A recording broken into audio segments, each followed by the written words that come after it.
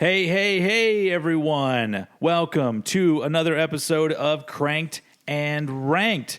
I'm Steven, a.k.a. Old Head, and with me, as always, is Mr. Eddie Sparks. Say hello, sir. God damn it, baby, you know I ain't lying to you. I'm only going to tell you one time. Yeah, if that didn't give anything away, I guess your average listener has no clue what you just did. Because honestly, up until they isolated those tracks, I never paid attention to what he was saying there. I just thought it was him in the background making some noise. I didn't really know there were words in it.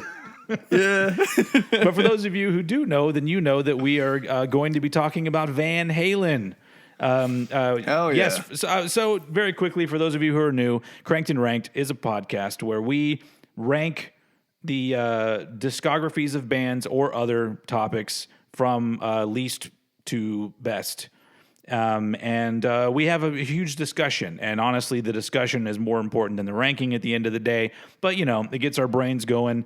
And it's fun to revisit not only some catalogs that we know very well and love, but some that, like today, that I know a lot of these albums, but they're also, for the most part, legendary albums by a band that very appropriately had a lot of hype and popularity behind them since the beginning of their career. And obviously, we decided to tackle this one because we recently lost Eddie Van Halen, which Rest in peace. Yeah, rest in peace. Which that's one of those deaths in a band that you sometimes somebody dies in a band and you go, oh well, that's it, the band's over. Like sometimes a band could lose, you know, a bass player or whatever, and they can carry on. But I think it's probably unanimous to everyone that Van Halen is over. You know, maybe they could do like a tribute show with Sammy and Dave and the other dudes, and that would be cool and all. But yeah, so it's appropriate time for us to go back and celebrate their discography. Not saying I'm going to be nice about every album, but I'm going to be respectful, at least, I guess. I'm going to try anyway. So as we've done in the past with some bands, we sometimes talk about where we started with our knowledge of a particular band. And for me, Van Halen is pretty much the band that got me into rock and roll. I heard I think it was the 1-2 punch of on MTV seeing the video for Jump and then eventually the video for Panama. I think Hot for Teacher maybe came a little bit later in the album. I don't remember the order of the videos, but seeing those, I was just like, I love whatever this is. And I'd never heard music like that before. Like rock to me was, you know, the Beatles and things like that. Like hard rock hadn't come into my life yet because in 1984 I was 6, I think, 7. I was 6. But so soon after that, I got my parents to buy me a copy of 1984, and it led me down the path to where I am today of being a huge fan of rock, hard rock, heavy metal, all of that stuff. So I owe Van Halen a great deal because if they hadn't broken big on MTV with 1984, I mean, I guess maybe I would have jumped on with somebody else, but I don't know if it would have been as potent of a beginning as it was in 1984. So where did you come on board with Van Halen? I think as well, just before I tell my kind of story, it's important to note that, you know, Eddie Van Halen's guitar playing changed the game completely for like at least the next 14 years. Because you had every single glam metal and really any kind of guitarist doing any shred stuff, everybody looked at Van Halen and thought, fuck, that sounds so good. How do I do that? Even it also, down to to my knowledge, I know that there were other really big guitar players, you know, like your Jimmy Pages and people like that. But I almost feel like Eddie Van Halen brought in a new era of the rock god. I feel like the Guitar Hero maybe is what I'm thinking of. Because I feel like that's the archetype for what the guitar hero is, even though there were plenty of amazing guitar players before him. I feel like maybe his overall demeanor, his flashiness, his attitude, and his style, all of a sudden it became this thing like, oh, you got to pay attention to the fucking guitar player, man, you know? And so, yeah. Which ties in perfectly to how I found Van Halen. Because in 2010, when I think it was 2010, when I first got into metal, I was into pretty much just what I'd heard from the thrash band. So you're talking at this point, I was only like 11. So you're talking, when I say thrash bands, I mean Metallica and a little bit of Megadeth. Yeah. But a bunch of other like modern bands as well at the time. But because I've always been a gamer as well, Van Halen put out Guitar Hero Van Halen. Yeah. And so I was a completionist. So I was like, well, I've beat all the other Guitar Heroes. I have to get on board with this Van Halen band. So I went over to the computer and said to myself, right, look up Van Halen songs, put it on, had my mind blown. Because I was like, this is rocking, but it's also fun in a fun way, you know?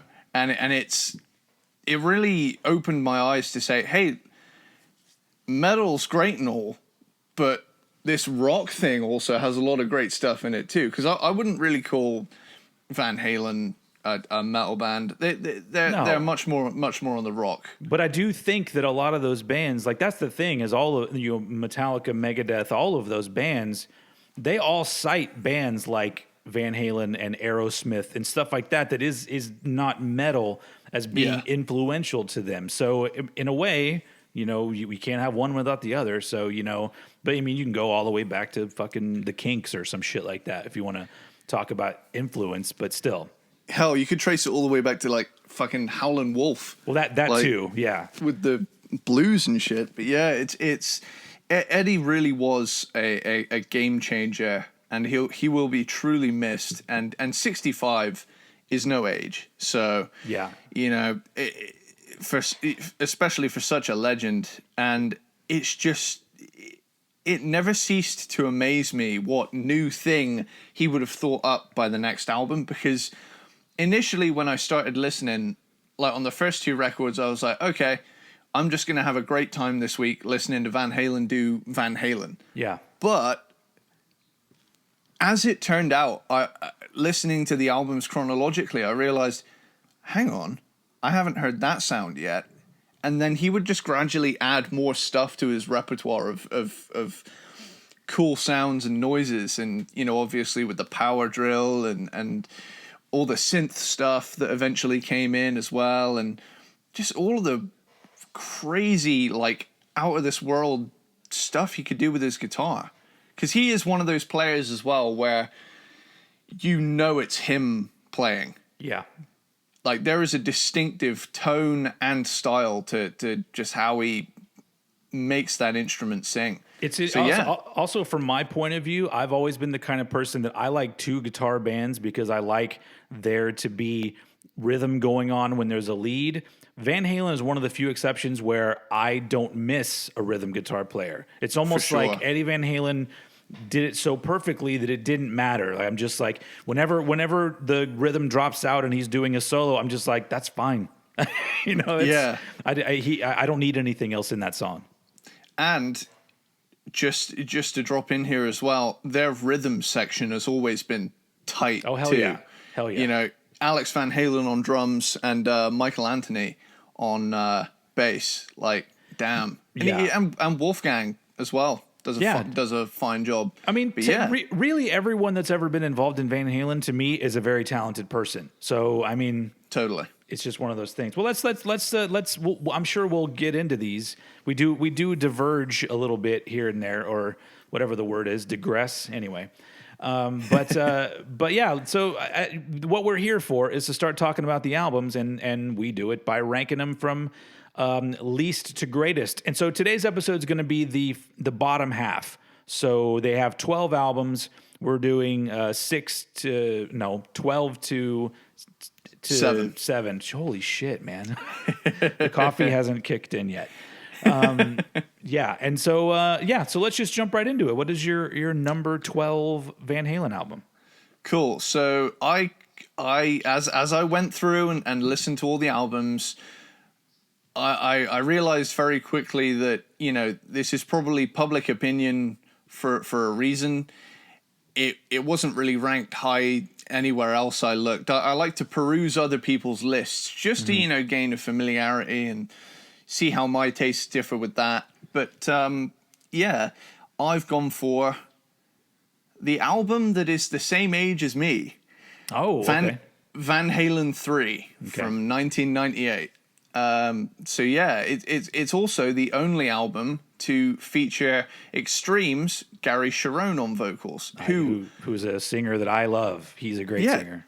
Totally. I'm a huge Extreme fan. Porno Graffiti is such a great fucking album. Yeah. But we'll get to Extreme one day, because I think that's a band that needs more attention these days, because I feel like they've been kind of left behind with hair bands and stuff, and I don't understand why. So we'll get to them. But Van Halen 3. Cool. Yeah, right off the bat, I could tell that the production on it was a little weird. Like, certain things aren't where they should be. Yeah. Like, for example, to me, the vocals are very buried in the mix, considering what a powerhouse Gary is. And also a quick glimpse at the length of the tracks here showed me that perhaps a lot of the tracks were going to go on a little too long, considering that, aside from the album's 2 instrumentals that are under 2 minutes each, every other track is in the 5 to 9 minute range. And for an album that sounds the way it does, and I think it's an hour and 5 minutes long. I think that's probably just another casualty of the, holy shit, CDs are popular now. We need to cram 80 minutes full of music. Yeah, it almost became a thing where I feel like it was assumed that the record buying public wanted more for their money. And so, bands just started trying to fill up as much as possible, which in a lot of cases ended up turning great albums into okay albums, because they include songs that, in the 80s, when it was okay for an album to be 40 minutes long, those songs would have been left behind or put on a B-side or something. Totally. So without further ado, as I like to do with my rankings, I do a track by track. So we have at track 1, New World is just this like pretty little intro track that goes into this kind of crescendo bit at the end. And then you get Without You. This is like a twangy, bluesy rocker with quite an uplifting chorus. But did it need to be 6.5 minutes is my question. One I Want sounded like a kind of rejected Police B-side in places to me. From Afar is the first thing that stood out to me as a Van Halen song, followed by Dirty Water Dog. It's another better track. It has a real Hagar era feel to it, but without the heaviness and bite to it that the Hagar albums had, to an extent, of course. Mm-hmm. But Once has this kind of ballad feel to it with an oh-so 1998 drum loop in it. Probably didn't need to be nearly 8 minutes, though. That's a big thing about this album, is that all of them I feel could be shorter, and the album as a whole could be way shorter. You could probably chop off a good 20 minutes of this record and it'd be just fine. Yeah. Especially when you consider all of like the David Lee Roth albums were like 30 minutes long each. Yeah. You get Josephina is a nice twinkly ballad. Year to the Day is quite a sprawling epic track. Primary. Now, I'm all about sitars, so this is probably my favorite moment on the record, because I love whenever a guitarist breaks out any kind of effect that turns the guitar into a sitar. I love that sound. That's probably why I love the chorus effect so much, It just gives it that real wet sound to it that I just really enjoy. Ballad or the Bullet is a hard rocking song with a nice swagger to it. And How Many Say I is the final track, and actually has Eddie on lead vocals on this piano-led ballad. But really, when it comes to Van Halen, it's not exactly the bombastic and adventurous band on this specific disc that you get anywhere else. I feel like some of the album's moments tend to feel a little bit, well, there's not enough interesting stuff to warrant the length of a lot of the songs. Yeah. And it wasn't an awful experience listening to the album, but I feel like it could have been vastly improved. Yeah, it's got a very confusing kind of vibe going on through it. The one thing that always kind of I hate about this album is the fact that they did get Gary Cherone, who's an amazing vocalist, and it almost sounds like I don't know if it was through maybe it was just some sort of an automatic thing that happened with him, but it almost sounds like at times he's trying to sound kind of like Sammy Hagar. Yeah, I get that a lot. And I don't know if that was intentional or not. Maybe the music just brought that out of him, because he doesn't have that different of a voice from Sammy.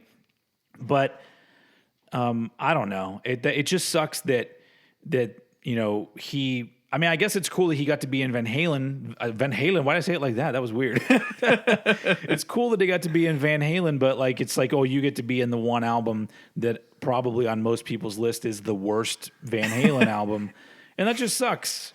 Yeah, but yeah. I'd like if I was to appear on a Van Halen album, I'd like it to feel like less of a participation trophy. Yeah. It's again, like I say, if I had to say, it's probably like a 3 out of 5 stars. Yeah. The big thing I remember about this at the time was that it was kind of a letdown, because prior to this album, the rumor was that they were getting back together with David Lee Roth. They even made a public appearance on the MTV Music Awards or something with Dave. Yeah. And everyone was like, oh, they're getting back together. And I think they did one song together on a greatest hits compilation or something. I think it was 2. 2 songs.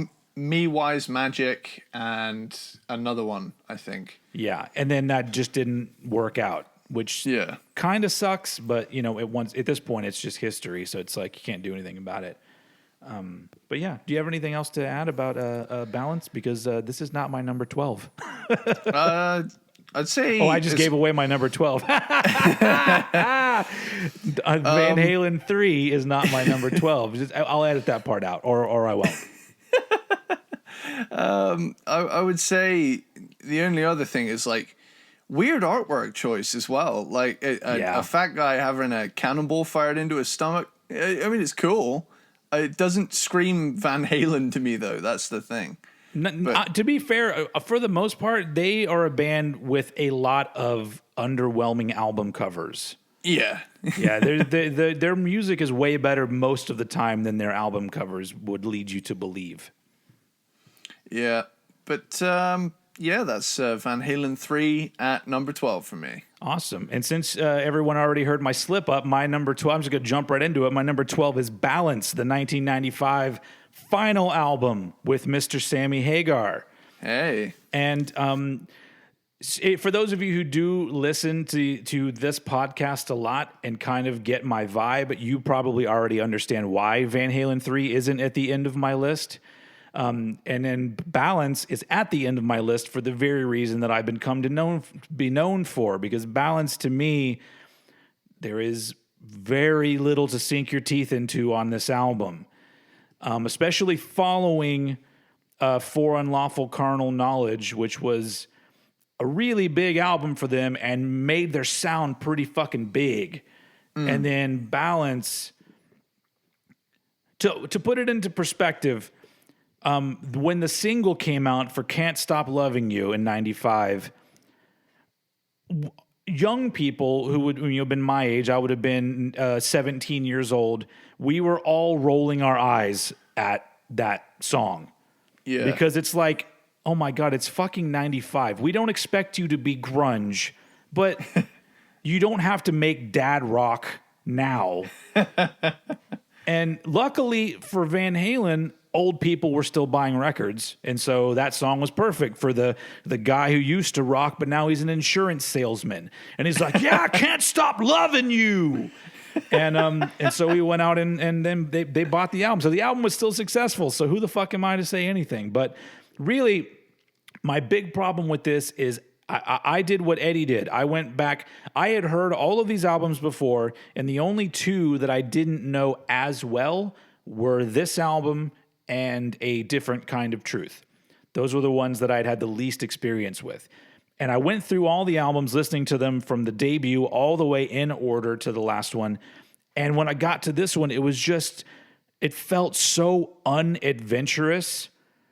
And not even, it almost felt like it wasn't even a rock record. Even though there's rock in it, the vibe of the album is very just like, I don't know. It's hard to explain. It's just, to me, it feels like you can hear in the album that version of Van Halen had run its course.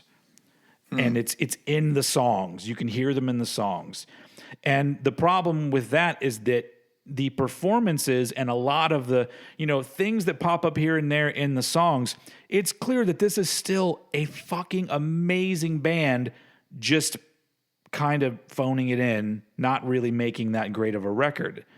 And a big gripe that I have with the album 5150, which we'll get to later, is that the word that comes to mind when I hear it is cheeseball. It's very cheeseball rock.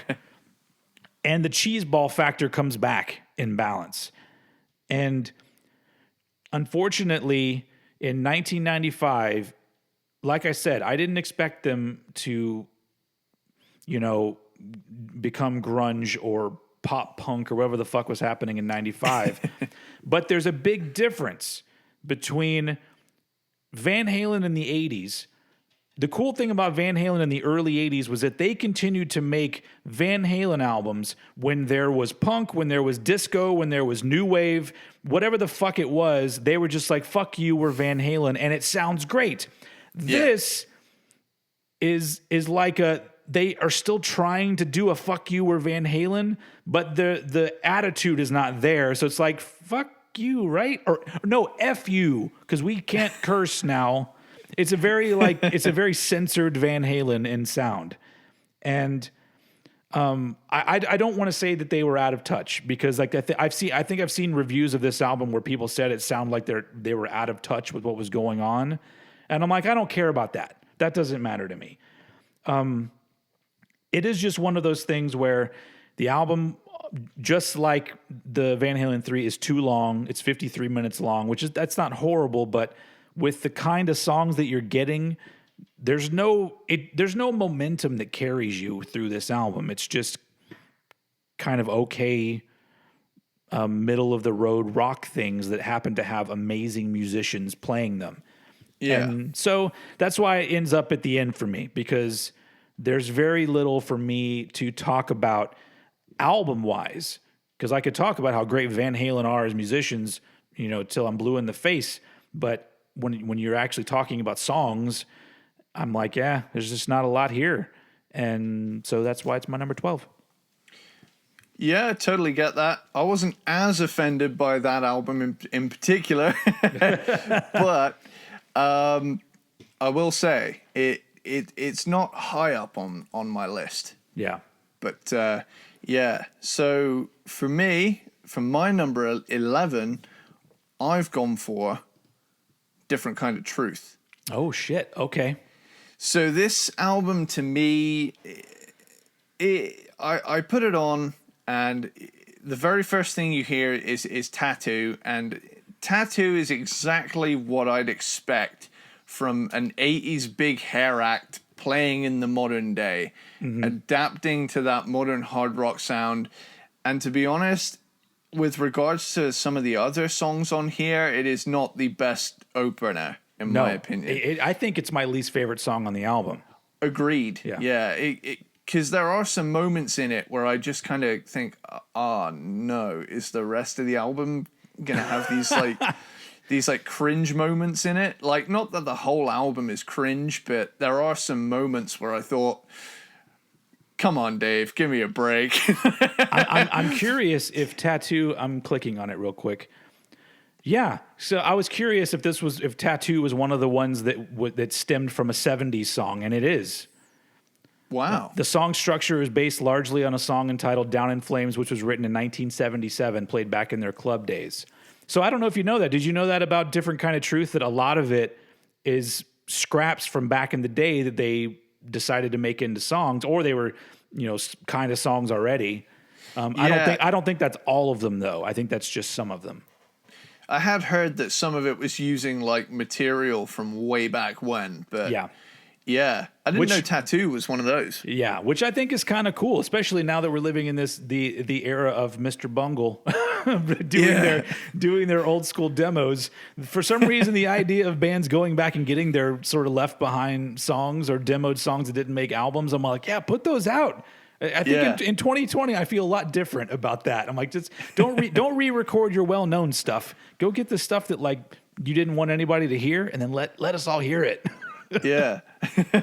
There's something fun about that, though, isn't there? Like those kind of high school era musings from bands and stuff. Like just deciding, do you know what? This needs to see the light of day at some point. And that's why I love that new Mr. Bungle album so much. But I feel like this one, I won't interrupt you too much. I feel like this one has that quality where it feels fun. And I think that's why, because they reached back to these things back when they were probably not overthinking things so much and went like, yeah, why don't we just go with the flow and have fun? And those scraps from back in the day helped them make this album. And I think that's kind of, I don't know, it's kind of bittersweet at this point, but it's kind of cool. Yeah, I would agree. It's very much it's like a hybrid between two eras of the band. It's like it feels like they're a lot older now, but they've got this material that still has the youthful energy. And important thing to mention as well, this was their first album in 14 years. Yeah. Like there was a big gap between this and Van Halen 3, and unfortunately we didn't know it at the time, but it is the final Van Halen album as well. 2012 it came out, Different Kind of Truth. But yeah, songs like She's the Woman. Now this is better, like much more energy on that track. Yeah. You and Your Blues, it's another typical modern hard rock track. Chinatown, on the other hand, is one of those up-tempo Van Halen tracks that I adore. I love it when they do that kind of up-tempo, swingy kind of thing. It really has that kind of rock and roll vibe running through it. Yeah. And like, songs that sound like Hot for Teacher, really cool feel whenever they break that out. Blood and Fire sounds like I said, a genuine hybrid between the classic and the new Van Halen. Bullethead, is this upbeat and heavy track. Again, like I say, the bottom of the list is still okay, but here it has more balls to it. Yeah. As is, there is some heavy guitar on that track. Honey Baby Sweetie Doll. not the most fortunate title, but it's this intense up-tempo Van Halen with this Eastern edge, which I like. The trouble with Never is David Lee Roth using his charismatic, talkative vocal style as much as he can.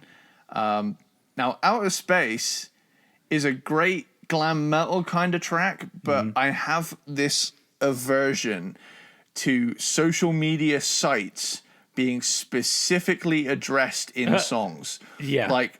Like, please, Dave, don't say the words "my Facebook page" in a fucking song. My MySpace page. Yeah. Because, nothing dates a song more than things like that. And I know that, social media is still very much a thing in our lives to this day. Yeah. Well, luckily, Facebook is a thing that has gone on long enough and has had big enough of a reach that I think it'll be in the history books. Whereas if he had been on there and been like, on my Friendster page, like nobody would have known what the fuck he was talking about. Just like MSN or something like that. But yeah, Stay Frosty is clearly the ice cream man of this album. Yeah. Big River is this plodding groover, and then Beats Working is this fun hard rock song that closes out the album.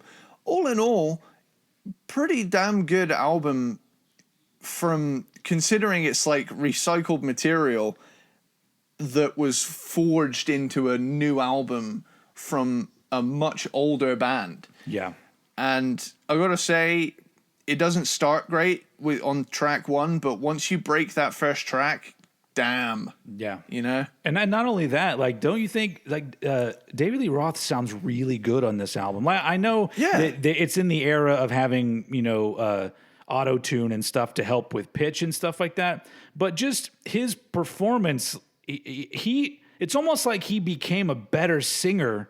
And I know that he did. He evolved as a vocalist, but he really brings his A game here. Like I've only listened to this album now 3 times all the way through since it came out. And every time I'm always like, man, because you expect, it's David Lee Roth. You expect him to maybe sound kind of like an old man still trying to do the rock and roll kind of singing. But no, he's still, I don't know how good he is today, but on this album, he fucking pulls it off. Like I believe him, you know? Did you ever see, just while we're talking about old man energy with David Lee Roth, did you ever see that fucking video of him? He's walking through like a hotel lobby or something, not a lobby, a corridor, and they hear Van Halen being played from like one of the rooms, and he goes in and he's like, "Hi, I'm David Lee Roth. I'm the singer from Van Halen," and nobody knows who he is. And he's just like this, the old boomer at the party now that's just kind of there. And it's really funny. But he's always been a hilarious dude. Yeah, I agree. And there's another one as well. I think there's a compilation somewhere of all of his crazy moments on his episode of the Joe Rogan Experience. And it's I watched that last one that he did on Joe Rogan. I like hearing Dave talk. He's just really entertaining. Yeah, someone put together all of like the crazy wild moments he has, and it's like a fever dream. Yeah. Yeah. But what a character. But yeah, that is my number 11. Cool. Different Kind of Truth. So I'll spoiler alert, we're not going to talk about this album on this episode for me. Ooh. So, but I am going to quickly jump back to where you began, because my number 11 is Van Halen 3. And so not to rehash what Eddie had to say, because I feel the same way about a lot of it. Although I do have to say the song Without You is it might be in my top 10 of Van Halen songs. Like, I think that's fair. It's really good. I mean, the album version is a little bit, I feel like the video version, which is a little shorter, is more appropriate, but I don't know what it is about it. It's the attitude that kind of comes across in the verses and then leading into that really big sort of upbeat sounding chorus. It just sounds good. It sounds like a very inspired song to me. And I like hearing it anytime it comes on. But that's kind of the standout moment. They picked the best song for the lead single. And Gary Cherone, I already said it. I think he's a great singer. Recently on one of my Old Head on the Porch episodes, somebody asked me to choose between Dave, Sammy, or Gary Cherone. And I said, well, as a singer, I'm choosing Gary Cherone every time. As a Van Halen singer, I'm choosing David Lee Roth every time.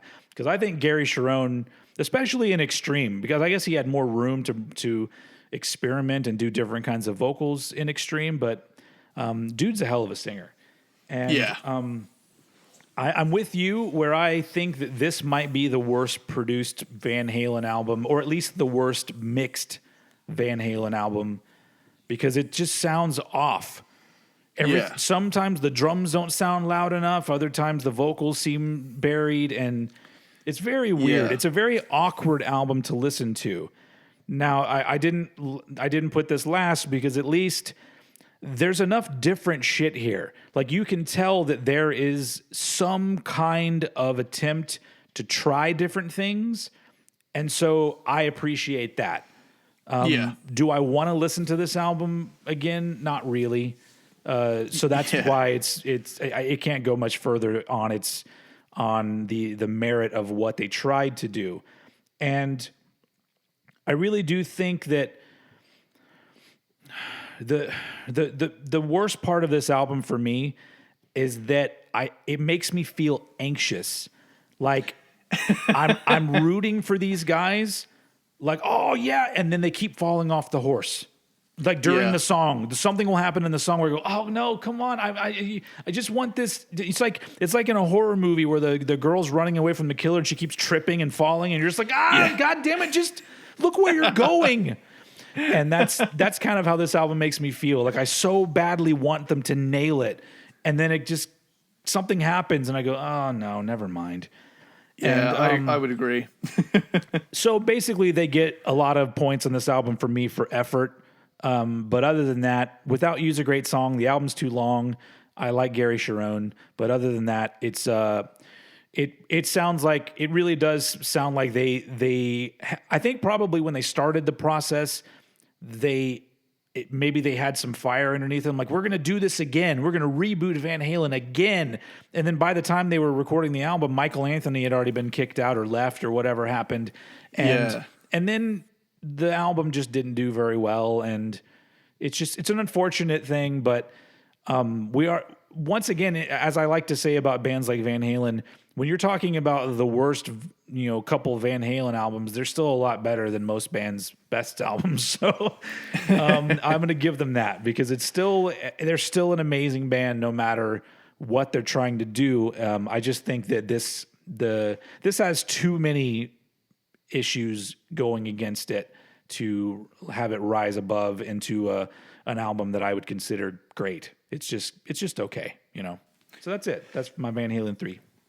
Cool. So for my number 10, I've gone for your least favorite. I've gone for Balance. All right.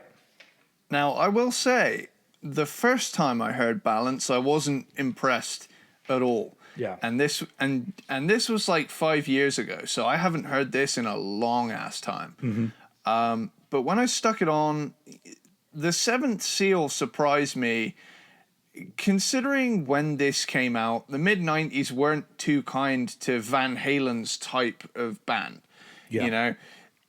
But this to me was at least a great opener. It's not really breaking any new ground, and albeit it's got a little too much top end for my taste production-wise. It's a very fizzy album. There's a lot of cymbals and treble I found, but I still think, there's some quality stuff on here. It's just not the innovative type of stuff that we'd like to hear as a next step from Van Halen. Yeah. Can't Stop Loving You. It's catchy. Don't Tell Me has my favorite chord progression. I can't lie. The Iron Maiden progression. Dun, dun, dun, dun. I thought of that when I was listening to it. I was like, oh, it's the Dirty Diana thing. He loves that. Yeah. Hell yeah. You can't beat Diana progression. It's Let's just call it the Dirty Diana progression. Yes. I'm totally Although down it was for that. done way before that, but that's the one that always comes to mind for some reason. That's probably a better way to put it now that I think about it. I've been calling it the Maiden progression for so long. And while it is, like, that kind of takes some explaining, I'd rather just narrow it down to one song and be able to say... Or call it the Mother progression. True. So. Hell yeah. But I'm getting off track here. I'm indulging too much in the Diana impression. Progression. Whatever. I've totally gone off of the fucking rails. So Amsterdam has a groovy feel to it. Again, I approve. Big Fat Money it was at this point in the album that I was wondering if it was going to place higher than I initially anticipated. Because this song tears it up. You know, it's strung out. It's this weird, spooky instrumental that sounds like the soundtrack to a horror movie before going into a full-on power ballad. You know, Aftershock is just standard hard-rocking Van Hagar. Doing Time is this crazy wild world instrument. What the hell have I got in my notes here? What did I write here? Fuck. I don't want to sound like I'm reading off a script, but what the fuck? I think I put instrument twice. Doing Time, crazy wild world instrumental drum solo thingy. I found it hard to describe. Were you a little high when you, when you wrote those? I was high on Van Hagar, bro. Yeah. And this is great. I get to follow it up with this fucking thing. Baluchitarium? What the fuck is that? Baluchitarium? Your guess is as good as mine. I thought it was a totally different name, and now that I'm looking at it, I'm like, oh, it's Balucheritarium. Balucheritarium. We're sticking with that. I thought it was like something like Balacious or something, because I never bothered to really look at it, and I'm like, well, Balacious is not even really a word, and then I'm like, oh, it's not even what I. That's a weird thing that your brain does, where you think something says one thing. Yeah. And then finally you take a really close look at it. You're like, that says nothing like what I thought it said. But like, admittedly, as hard as it is to say, the groove does go pretty hard. This song to me has an almost adrenalized era Def Leppard feel. Mm-hmm. I definitely sense that kind of thing from this specific track. Baluchitherium is an animal? No. Is it? Even trying to look this up on Google, it's still confusing. So it has something to do with something in prehistoric times, whether it's an era or an animal or something. I don't know. I'm sorry, I don't mean to derail us, but I was curious. And now that usually you go to Google and you get an answer. But Google is just like, fuck you, dude, we're busy. This is where we find out there's just one really obscure article, like 7 pages into Bing. I'll do my research later. I'll figure it out. Yeah. Take Me Back is this half ballad, half rocker kind of track. And then Feelin' is a moody track to close out the album. It's pretty epic sounding way to end the record. I gotta say, I'm more impressed than the last time I heard it in about 5 years, but it doesn't, much like the previous 2 albums in my list, to me at least, they don't stand up to anything beyond this point. So the next 9 albums are a huge step up.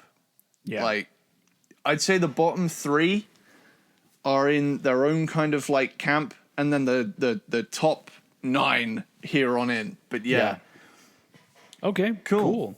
Well, so I was telling Eddie before we started that I feel like when I was doing my ranking, I tried to be diplomatic about it. Like I found myself looking at things and being like, well, I need to be fair to this aspect of this. And so like I had a kind of a gut reaction kind of ranking. And then I went back and kind of looked at it like from afar and went, okay, these are where these are going to go. And so to stop this from being a hating on Sammy Hagar half of the episode, I'm including a David Lee Roth era album right here at number 10. Wait, let me guess. Okay. Is it Diver Down? Yes, it is. So Diver Down. So the reason why I said I was being diplomatic, if that's even the correct word, is because if you were going to ask me a question like, would I rather listen to a Hagar or Roth era album? I'll always say Roth. I don't care what album it is, but just trying to be fair to these albums and to the career of Van Halen and what they were actually doing, whether or not I was into it or not, I'm looking at the intent and the execution and the final product. And when it comes to Diver Down, so Diver Down was the 5th album.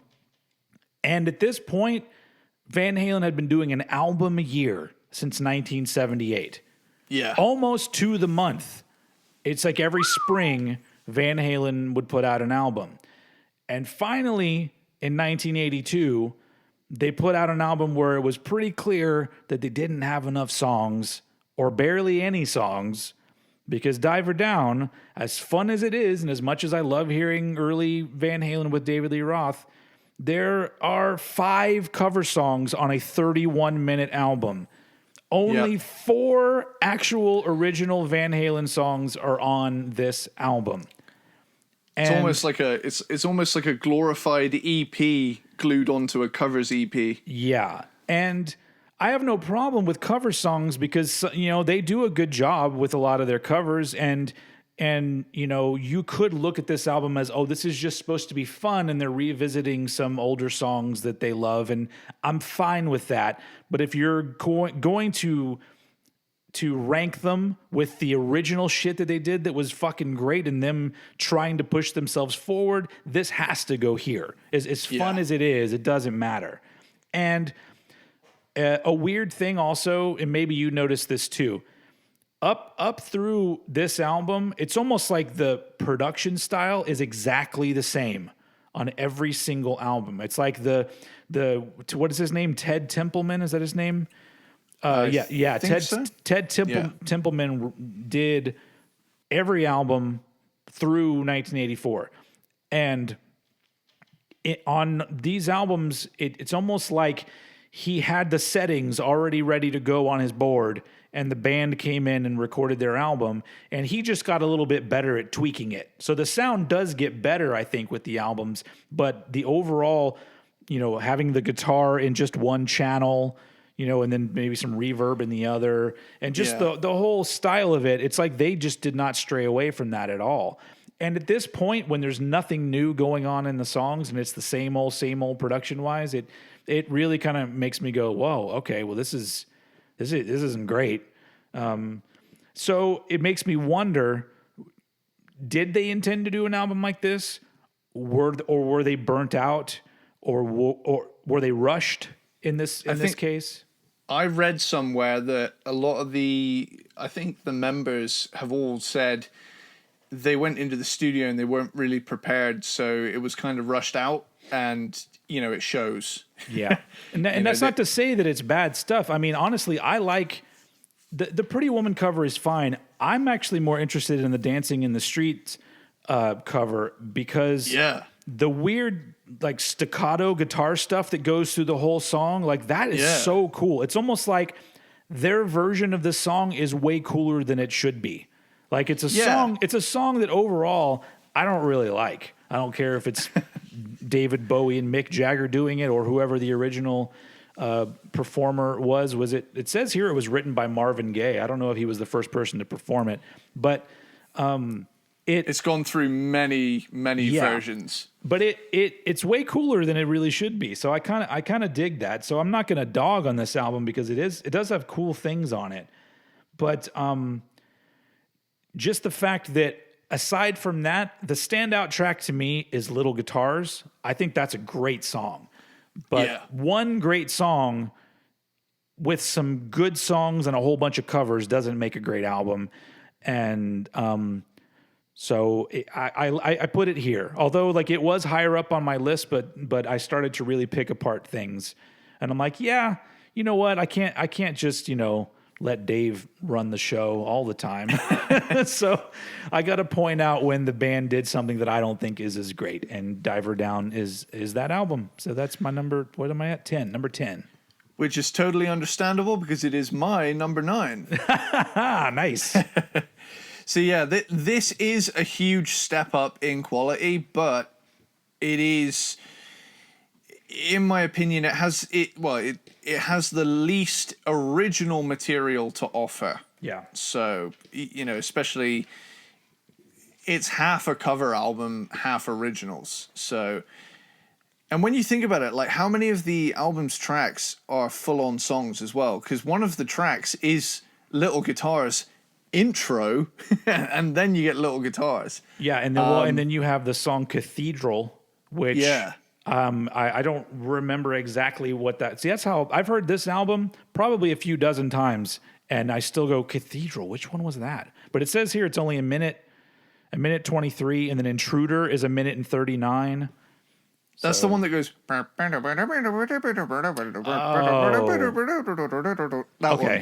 Okay, cool. So yeah, there's really not a lot to sink your teeth into here, is there? In terms of original full-on songs, not really. There's cool guitar moments, but a lot of it feels like fluff. So, yeah. Where have all the good times gone? The first of many covers here. They're good ones, mind you, but the quantity of covers on this album does take it down a peg, as there's simply not as much original material compared to their first 4 records. Hang 'Em High is a fun up-tempo Van Halen track. Van Halen doing what they do best. Cathedral has that awesome church organ-like guitar playing from Eddie, really showing off the endless voices he's able to get out of his guitar. I think, doesn't he do that like cool volume knob kind of thing with that song, where he's kind of like fretting the notes, but he's like accentuating it with the volume knob? Is he doing that with a pedal or a knob? Because I know you can get volume pedals also to do that with, but I mean, either way, it sounds cool when he does it. Yeah, I've seen Yngwie Malmsteen do it as well. I think it's called violining as a trick to make it sound much smoother. But it's just really cool to see him do these solo spots on each album so far, for the most part, that just really show off these innovations he's pulling off. You get Secrets is this laid-back groover. Intruder is the first appearance of the power drill. Eddie was a true innovator and will be missed dearly, and stuff like this shows us that the guy was a forward-thinking genius. That I can't really think of anyone else using like power tools on their guitar. Spinal Tap did. They did.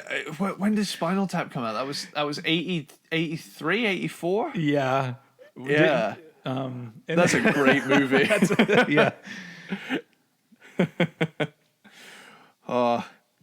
I love the fact as well, just while we're on a Spinal Tap thing, I love the interview where they're talking about why all their drummers died. Yeah. It's like, I spontaneously combusted.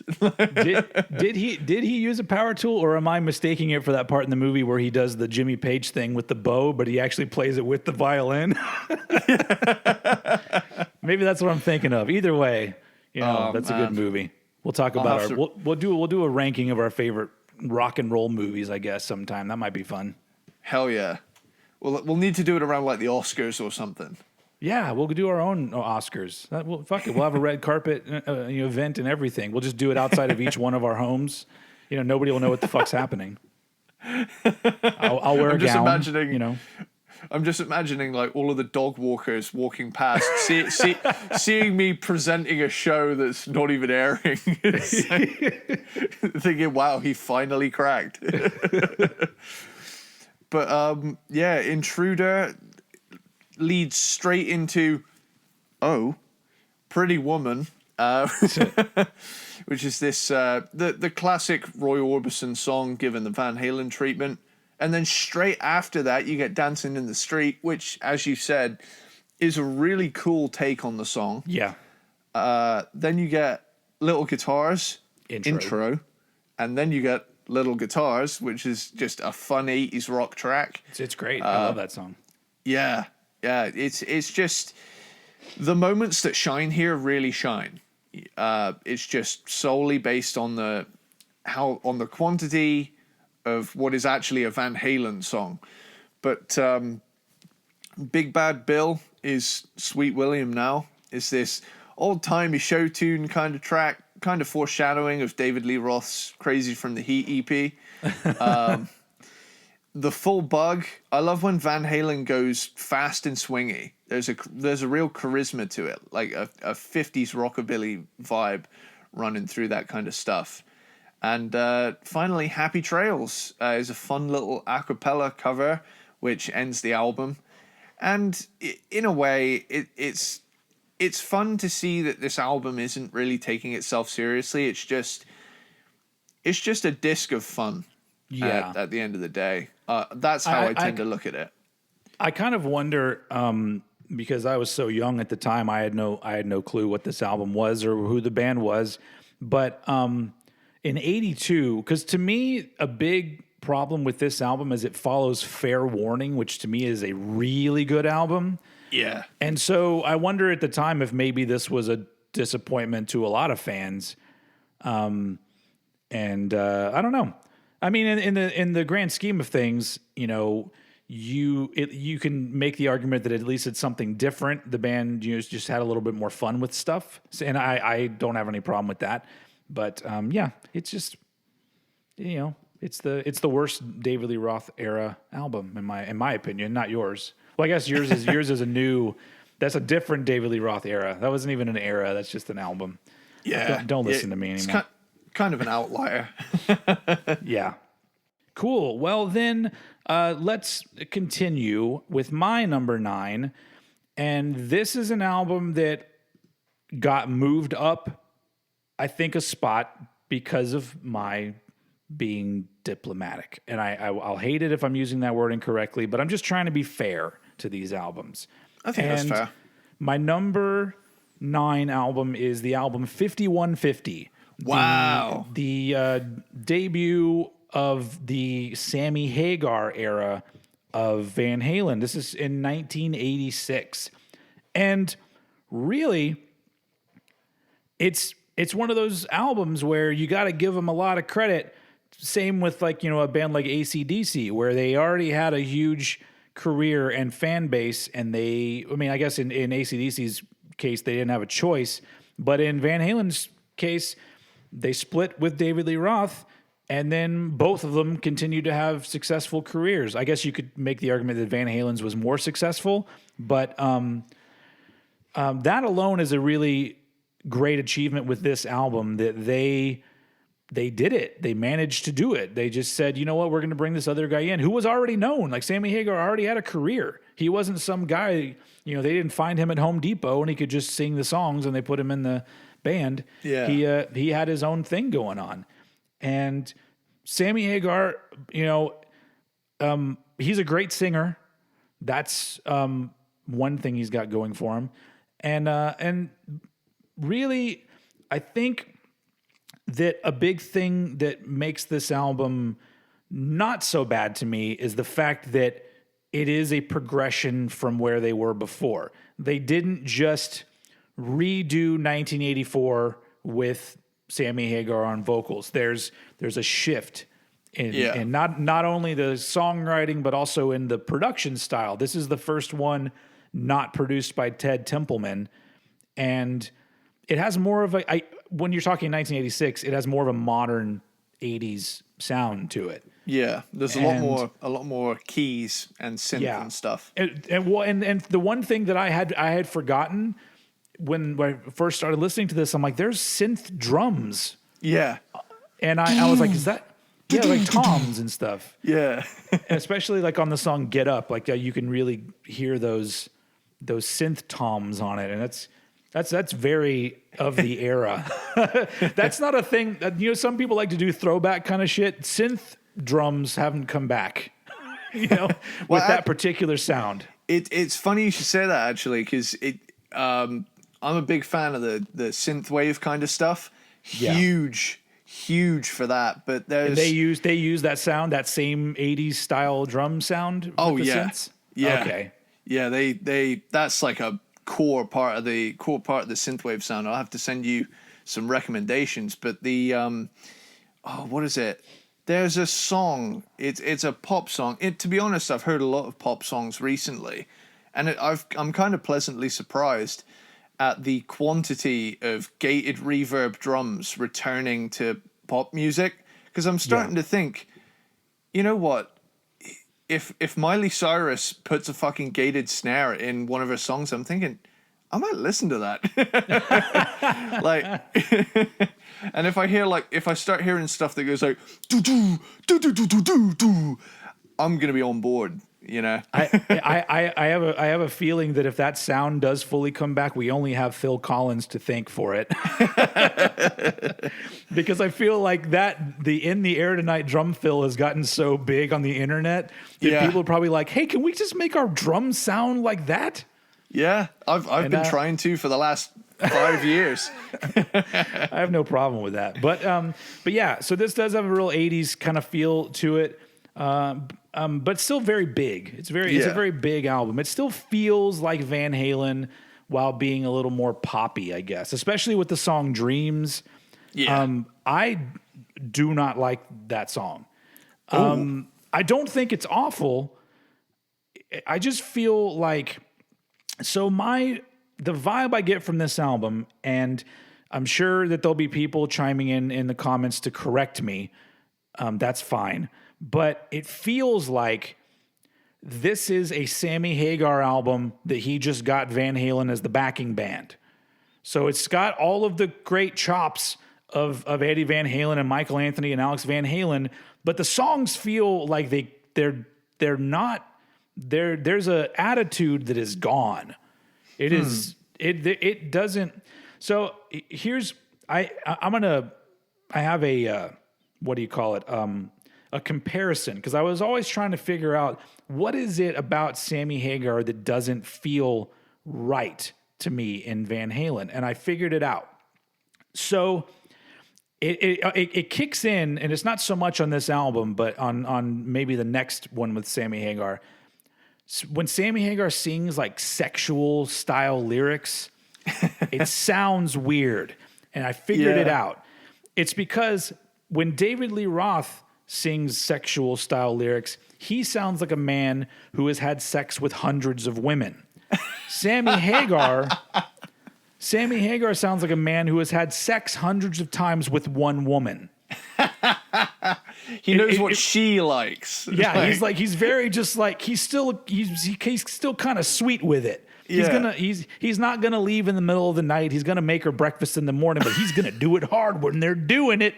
And so it feels very like sort of all right. I know that that's not the case. I know from all accounts, Sammy Hagar was just as big of a whore as the rest of the band. That's what it is. It's missing some swagger, not on this album. It's not just him. It's the songs. They sound very watered down while still being big rock songs. It's like Sammy's gonna make love to you. David Lee Roth's gonna power fuck you until about 6 a.m. That was put a parental advisory on this episode, folks. Oh wait, there is one, I think. Explicit lyrics. And so really like I do give them a lot of credit for this album because they just went for it and gave it their all, and this is not them retreading the same old shit. They fully came out with Sammy Hagar doing things that he didn't sound out of place on. Yeah. It sounds like a really interesting and well done transition. I put it lower on the list mostly just because I think overall it's weaker, not only like in vibe, but in songs. Because, Why Can't This Be Love it's a good song. It's got a cool groove to it, and I actually like it. And it doesn't really have anything to do with pop sensibilities getting into their songs, because later on when I talk about OU812, I will say a lot of nice things about that album, and that has a lot of poppy elements on it. This one just feels kind of like an odd transitional thing, and the songs haven't lived on with me the way other albums have. Like as much as Jump was considered like, oh my God, they've gone pop, that's a song that I hear it today and I still go, it's still pretty fucking cool. Whereas Dreams, I'm like, all right, this is your father's rock and roll, and so so it just doesn't have enough of what I love about Van Halen in the album. But once again, it's still a fucking amazing band. 4 really talented dudes just, making an album, and it was successful. So once again, like I always say, who the fuck am I? They did it with this album. So so it's my number, where are you at? 9. My number 9 is 5150. Well, I'm a lover of all things 80s cheese ball, so that's much higher up my list. I had a feeling. But this one so far, this specific placing is probably my most controversial so far. Okay. So for my number 8, after weighing up the David Lee Roth era albums, I came to the conclusion the next one up from Diver Down had to be Van Halen 2. All right. I have no problem with this. This is not controversial to me. To me, this album, I mean, they had a huge album to follow up. And probably bigger than they expected. Oh yeah, for sure. Like, I don't think any band, regardless of how much confidence and swagger you've got, 100% knows that their debut is going to be a absolute hit.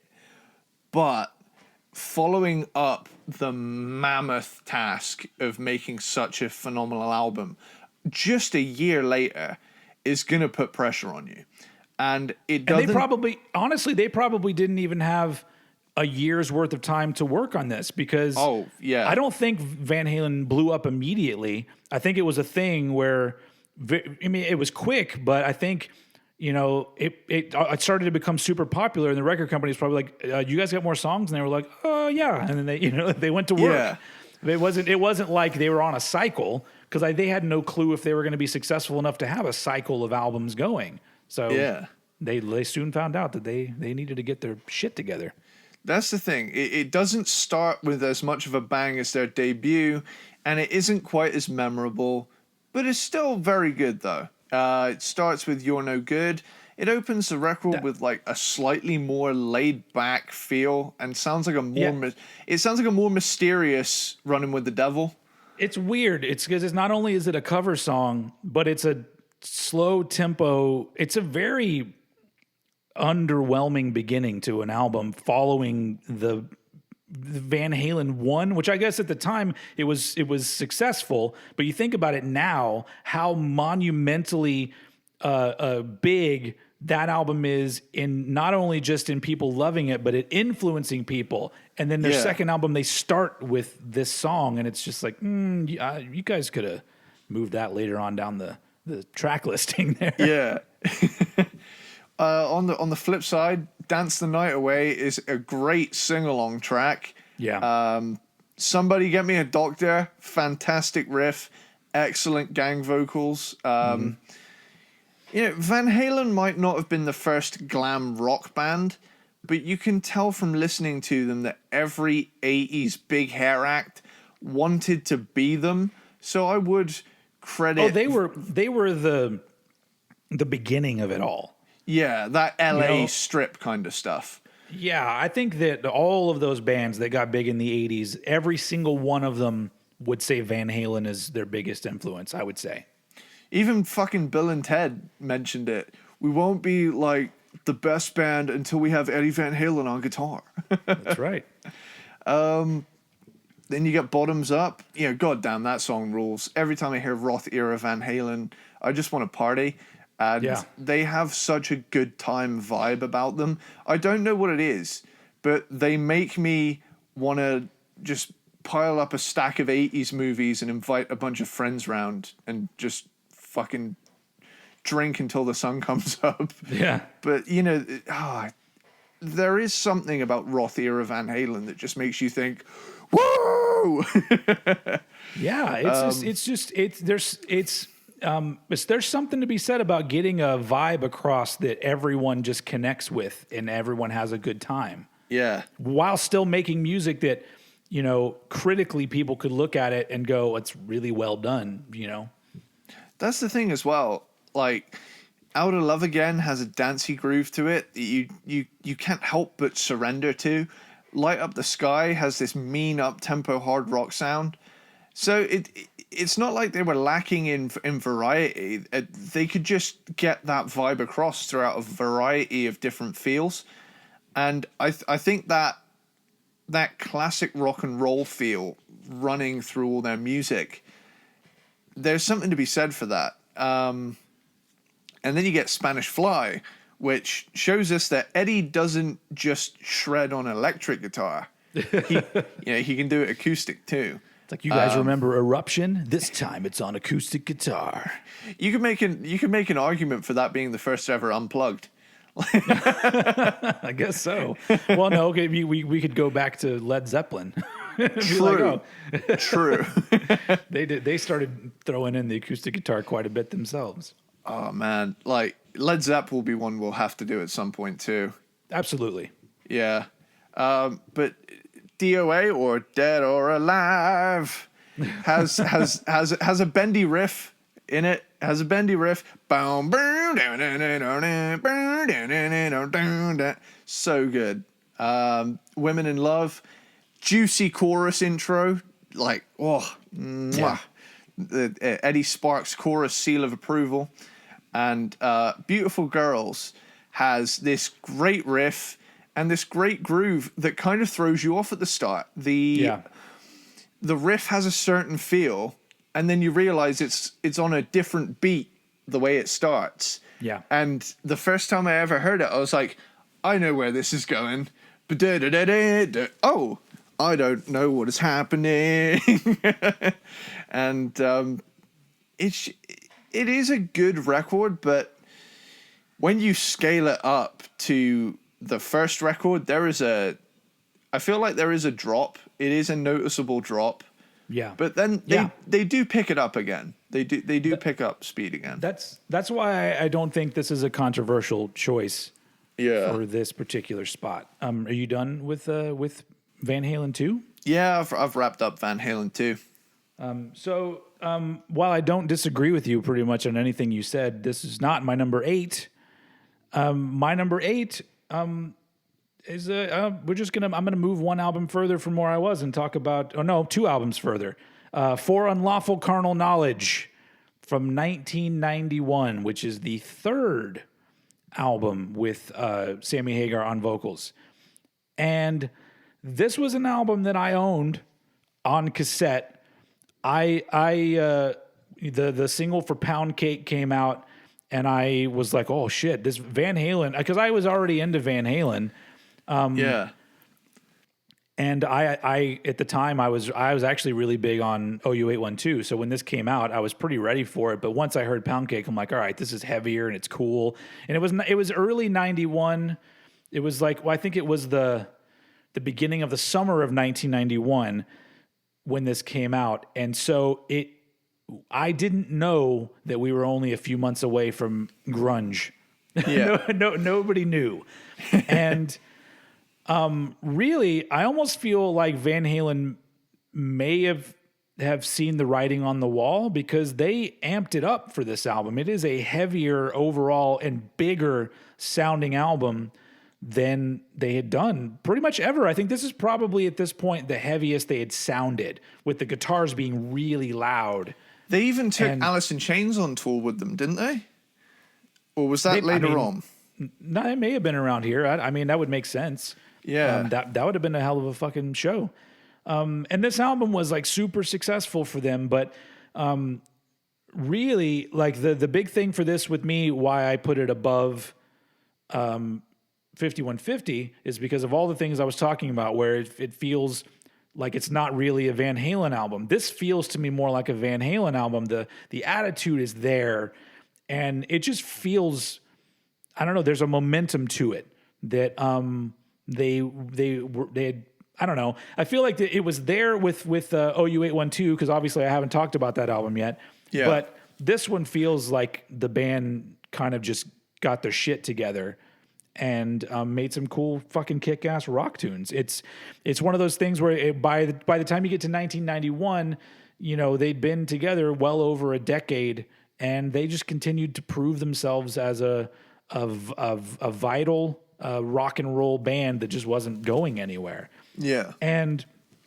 while I do think that the second half of this album gets a little weak, the songs get a little more middle of the road, kind of a little bit boring.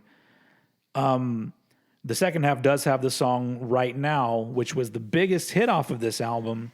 Yeah. And the thing that I think is so fascinating about Right Now, once again, this is something that some really huge Van Halen fan could probably correct me on, but all these bands were very quickly falling out of fashion because of bands like Nirvana and Pearl Jam, which came out when this album was doing its, you know, cycle and everything. Yeah. And the single for Right Now didn't come out till 1992. And it was a hit, and the album continued to sell. So whatever it was that Van Halen did, they survived grunge. I mean, if you think about it, like their album came out at a time where it could have easily just dropped off the fucking charts, and they could have been like, well, we have one more single to put out, and then it would have come out and nobody would have given a shit, because that happened to other albums that came out. But for some reason, Right Now hit a chord with people, the MTV viewers, which I was one of them. And I didn't think it was that great of a song. And so I was kind of blown away by how big it got. And I'm like, you know what? Well, good for them. Because I love the fact that they are a story of a band that stuck to their guns when it came to making their good time rock and roll. And I guess Right Now is a more serious song, but just the fact that they made it out the other end with this album. Yeah. And still ended up putting out one of the biggest songs of the early 90s. I mean, it was so big it was on fucking, you know, television commercials and shit. Didn't Pepsi use it? I think. Yeah. I believe it was for Pepsi Clear. Crystal Pepsi. Crystal Pepsi. Yeah. Fuck, there you go. I've always wanted to try Crystal Pepsi. Have they brought it back yet? Did they do like a limited edition? They may have, but from what I remember, it was just Pepsi with no food coloring. So it just tasted like Pepsi. It was just clear. That's so cool, though. Like, there's something mind-blowing about that. Yeah. And so, I mean, I'm fine with that. Like, I always think it's weird when you think about different kinds of foods and you're like, yeah, it doesn't really look this way. They put food coloring in it. I'm like, well, why do they need to do that? Just, you know, if it just, but I guess, you know, a lot of it is visual with people. And so sometimes that is true. Sometimes I'm thirsty in a way where I want my drink to be brown. Yeah. other times I want it to have a more lively color. And anyway, so, this album is it's not my favorite Sammy Hagar era album, but it's really good.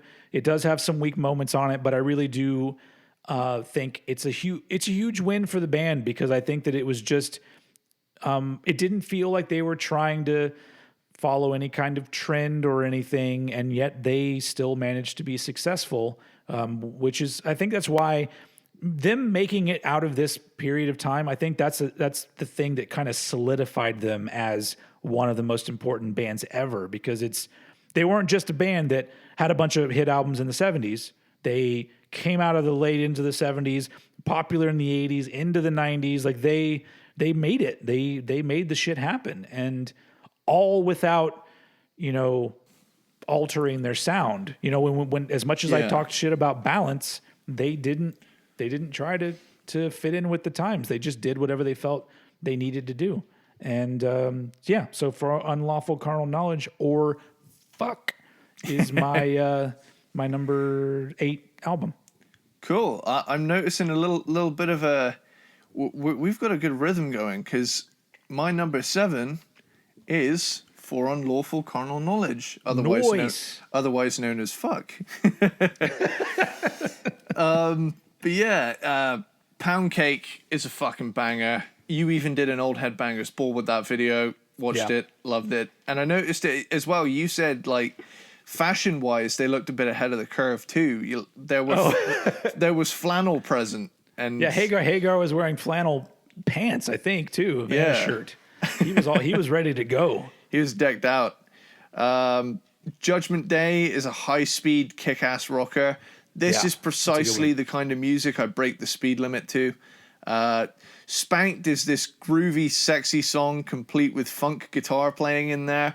And very dated, because everyone was doing songs about sex hotlines and stuff. It's like, all right, guys. One that always sticks in my mind is "Girls of Porn" by Mr. Bungle.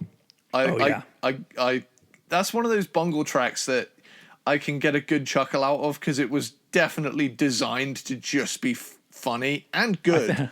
I think for people that religiously watch my content, they're going to be like, just shut the fuck up about Mr. Bungle already. I've been on a real Bungle thing as of late. It's just they're just too good. They're too good.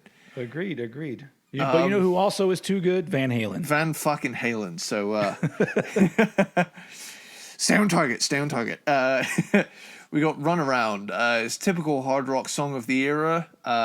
Pleasure Dome has a big time Achilles Last Stand vibe to it. It's a really cool song. In and Out is just this swagger rock track. Man on a Mission, another swagger rocker. The Dream Is Over, straight ahead rocker. Right now, I'm doing a podcast with my friend in America. Oh. I had to make a little reference to the video. Right now, Steven is doing the music with his mouth. Right now, I'm stalling for time. But we should do like a parody of that video. That's real timely. Let's do it. You know what? Somebody hasn't done a parody of the Right Now video. Oh wait, they did a shitload of them in the 90s. That's what we should do. We should just start making jokes that are not relevant at all today. Just be like, it would be cool. It would be funny for me anyway. So you heard of these things called like corded phones? iPods. What was that all about? I got this thing. It has a little wheel. It clicks. Christ. Yeah. We'd burn out of fucking material quick. Well, I mean, if we really wanted to do it, there's a gold mine of things we could talk about. I have a question. Sure. 316. It's a pretty guitar interlude. Does 316 have any significance to anything, or is it just like a? Is it an area code? I mean, it might be. It might be an area code, which is for phone numbers and shit over here. Could be. But I don't know. I mean, they like to put numbers in things, and sometimes you know what they mean, and other times you don't. This is when somebody out there chimes in on a comment to let us know what 316 means. Hey, get the viewers involved.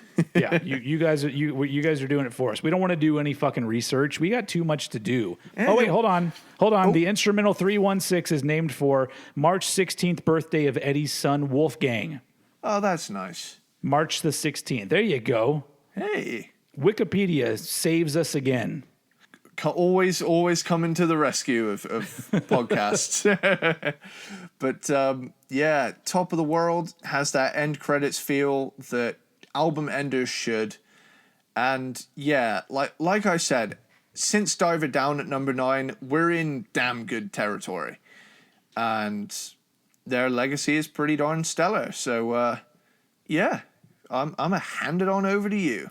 Sweet. Well, let's wrap this episode up by talking about an album that we already talked about. So we're my number one of the bottom half of Van Halen is the Van Halen 2 album from 1979. And I don't really have a whole lot to add from what Eddie said on Van Halen 2. It is a letdown in the if you're listening to the albums in order. Like, this album on its own is great. Yeah. Following Van Halen 1 it even starts off kind of like, okay. Underwhelming. And yeah. And, you know, they're great songs on here. Dance the Night Away is a great song. I love Beautiful Girls and the song. Yeah. No, the song is great. It has that's the one thing I really like about Van Halen, especially the first David Lee Roth era, is that they didn't have a sort of set way that they wrote songs. No. And so you would hear songs that had a little bit of a different groove or a different approach melody-wise, and Beautiful Girls is like that. I don't think there's another song by Van Halen like Beautiful Girls, and it just has a cool, like easy-going, strolling the beach kind of vibe to it. Maybe not the beach, but you know what I mean. No, I can see the beach. I can definitely see that. It just feels really good. And once again, like I'll point out with all the Roth albums is that it does have very similar production style to Van Halen 1. So it's even more, it points out like, oh, these songs just aren't quite as good as the songs that were on the first album. And I really do think it was because the success was unexpected. Yeah. And so, you know, I think probably they had good intentions and they knew that they made something great, but how are you ever supposed to know that something's going to connect with millions of people? Yeah. And so, yeah, I feel like it was probably the sort of thing where the record company was probably like, hey, you guys need to fucking get back in the studio. And a lot of people always make that, it's a very cliche thing where they talk about how a band's first album, they've had many years to put it together. Yeah. And then they have probably 6 months to put, you know, their second album together, especially back in the day. Yeah. That's the one thing that's so different because the music industry isn't as thriving as it was.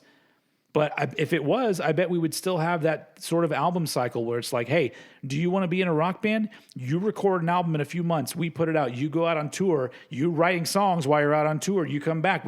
Next year, we got to work on the next album and get it out there. And honestly, with a lot of these bands, I think they put out great material because of that. I think we talked about that with another band. We may have been Judas Priest. I'm not quite sure who we were talking about. But it was another band where they put out albums really close together.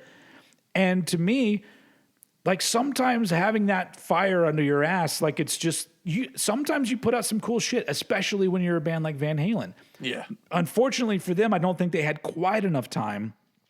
And so the album just doesn't have the same mind-blowing punch that Van Halen 1 has. It's just a little bit underwhelming. It does have its high moments. It ends on a high point. It's all very well done. It's by no means a bad album. Yeah. It's just it's underwhelming in the grand scheme of things with Van Halen. Not as underwhelming as Diver Down, but unfortunately, this one did have to follow up this big album. And second albums are pretty hard. That's why second albums to me are so fascinating, because some bands make their best album the second time around, and then other bands, this band, you can make the argument for like Guns N' Roses. Like people could say Use Your Illusion's nowhere near as good as Appetite for Destruction. And I think the same thing happened with them, where I don't think there was any expectation that album was going to fucking blow up. But they had more time to work on their second album. Yeah. Anyway, so yeah, it's hard putting any David Lee Roth era album in the lower half just because I enjoy all of them so much. But like I said, being diplomatic, and I'm like, yeah, I got to give credit to the things that I think, deserve some credit. And this one just doesn't stand up with a lot of the other stuff. So that's why it's my number 7. Yeah, number 7. And the final album we will discuss today. Cool. Yeah, I would say for me, I'm a pretty 50-50 split with Roth and Hagar. I love both eras, but for different reasons. So yeah, it kind of shows in my list, especially later on. I won't reveal anything, but well, honestly, it makes the albums they put out with Sammy Hagar. Like I said, They didn't just try to retread shit with a different singer. So that's why when somebody does say, I prefer the Sammy Hagar albums, I go, well, I totally get it. Because it's not like it's just a replaced singer. They moved on as Van Halen. And while still retaining what made Van Halen great, which is, I mean, I love David Lee Roth, but, you know, the three other dudes in the band, like that's the only thing that disappoints me. And next time we'll talk about a different kind of truth a little bit more, but it makes me sad that Michael Anthony wasn't involved because at the end of the day, I don't know these people. I never met them. I didn't get to spend time with them. So I don't know who's an asshole and who's not, who's hard to work with and who's not. All I know is that Michael Anthony is such an important part of their sound, not just bass playing, but vocally alongside. Yeah. And so I just wish that he had been there at the end. And I have a feeling that if Eddie hadn't gotten sick like he was, I think that they would have come back around. Yeah. And maybe done one last thing. But unfortunately, that's just speculation at this point. But we have heard from them that everybody at the end had made amends. And I guess that would make sense, because if I was, you know, dying of cancer, I would probably like to tie up all my loose ends and be like, look, you know, when you're faced with death, you being an insufferable prick doesn't really, you know, it doesn't really bother me as much anymore. I'm on my deathbed. We're cool. We're brothers. We went through a lot of shit.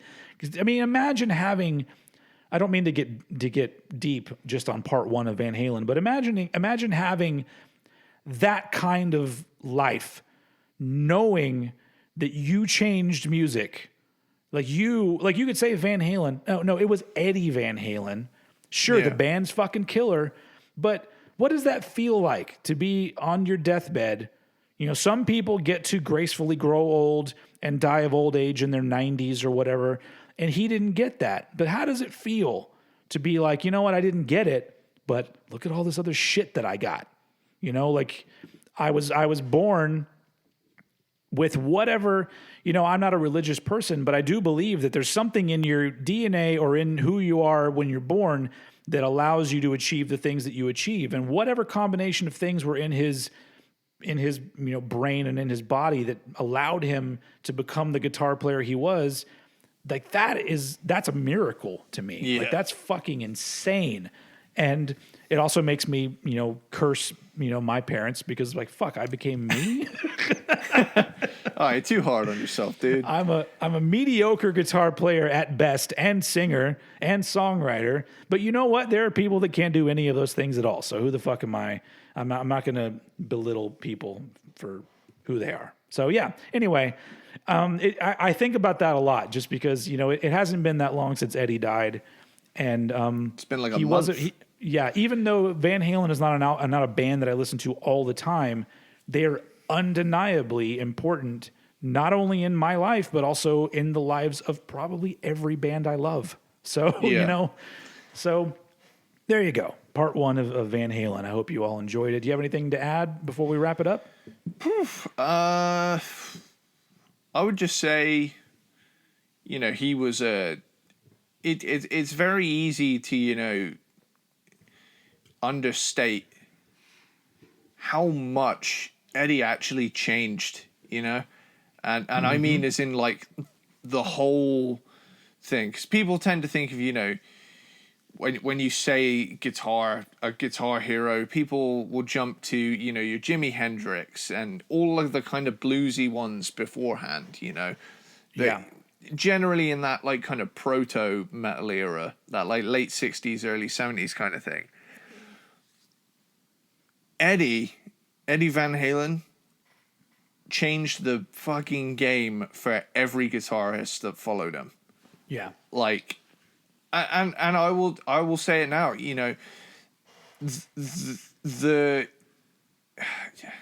I don't know if this sounds bad, but like the glam metal era or the 80s metal era began with Eddie. You know, that guitar sound and that big over the top soaring lead and shredding stuff he was doing.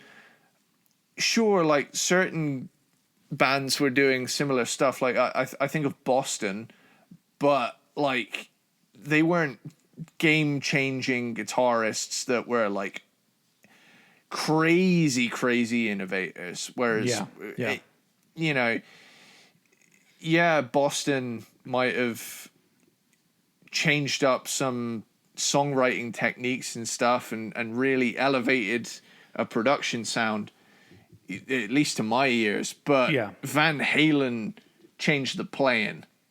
But a lot of it has to do with his execution of it all, because a lot of ideas that he used weren't completely brand new. No. Like you can go back to, I'm sure there's other examples, but the one that springs to mind that I've seen is there's footage from the mid 70s of Ace Frehley in Kiss doing the hammer-on technique in his guitar solos. Now, he didn't do it anywhere near as well as Eddie Van Halen did it. And so it's almost like it wasn't even noticeable. Like I hear it sometimes like, oh, he was doing that. It's kind of rudimentary, but Eddie Van Halen was the guy that took these things and said, you know what, I'm going to make this into a fucking art form. Yeah. And so, but that's why I think that his innovation is great, but I really feel like his execution, how he did it, is what made it amazing. Like if somebody else had done the things that he did, I don't know if it would have resonated that way, because he just had his way of doing it that was like nobody else. So yeah. Anyway, so we could talk about Eddie probably for hours, but and I'm sure we will. I'm sure we'll end the next episode talking about Eddie some more. Or maybe we'll spend that time talking a lot about David Lee Roth because there's a lot to talk about with that guy as well. He's still living, fortunately, but anyway. So that's the end of part 1 of our Van Halen discography and discography ranking. And as usual, I ask everyone, especially on the YouTube, put your thoughts down below, and please remember that we don't claim to be right. This is just a discussion, and it's our own personal opinions, and neither one of us is ever going to say that our opinion is the end all be all of what everyone should be thinking. It's just our experiences with the music. And so if you want to put your experiences down in the comments, feel free to do so. Because I realize that everyone has their era, everyone has their album, that did it for them, and that's what's amazing about Van Halen. Because you bring out any of those other bands. Let's just pull out Led Zeppelin. Led Zeppelin's career ended like they didn't prove themselves well into the 80s and into the 90s. Yeah, who knows if Jimi Hendrix had lived? He may have made some really shitty music in the 80s and then it faded into nothing. And people would have been like, oh, remember when he was really cool? And so the fact that Van Halen was around long enough to be like, look, not only, did we change the game, but we had longevity and we were relevant. Yeah. So that's pretty amazing. So yeah, anyway, before we go on for too long, that is the end of episode 1 of the Van Halen. We'll wrap it up next time. Thank you once again for listening or watching on YouTube, if that's how you're doing it. By the way, if you're listening as a podcast, we have YouTube channels. Mine, if you look up Old Head Podcast on YouTube, you'll find me. If you look up Eddie Sparks, SPARXX, you'll find Eddie's page. And we have some interesting shit. So go and give us some of your time. Anything else to add? Are we good here? Just want to do another little update on maybe stuff coming to my channel soon. Cool. I've cooked up a little extra video to tide you all over until part 1 of the Black Sabbath thing is out, because I know I've been hyping up the Black Sabbath video. I've had to break it up into a few. I've had to break it up into a few videos because, simply put, my computer at this point probably would have a fucking aneurysm if I tried to export anything longer than like 20 minutes. It's not doing well for storage space right now. But aside from that, I've made a little grungy video, maybe a little thing delving into that, and I've had a little fun with it, and it was a quick little fun project I put together in a few hours. But should have some other stuff coming soon too. But Cool. aside from Yeah. that, And if you're here on YouTube, look down below in the description of the video. I always put a link to his page, so go watch his shit. So yeah, thank you all for watching. We'll see you again next time. Eddie, take us out. Lay it down!